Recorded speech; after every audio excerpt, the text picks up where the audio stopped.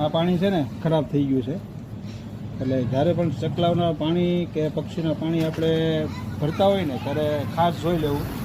આવું પાણી થઈ જશે ને એટલે એ લોકો પીશે નહીં, કેમ કે આની અંદર વાસ આવવા માંડશે. એટલે હંમેશા પાણીને 2-3 દિવસે આવું એનું જે છે ને પાણીનું કુંડું એને સાફ કરી નાખવું. સ્ટોપ કરી નાખવું.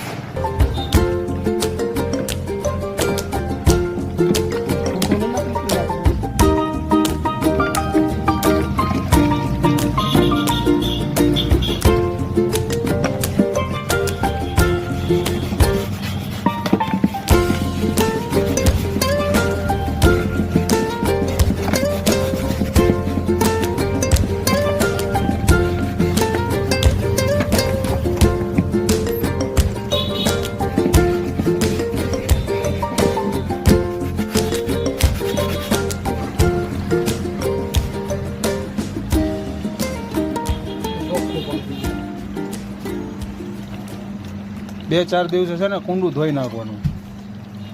અહીંથી કુંડું નહીં ધોવે ને એટલે ચકલા પાણી પીવા ઓછું કરશે, કેમ કે આપણે એને ગંધ પારખવાની શક્તિ આપણી કરતાં ડબલ છે.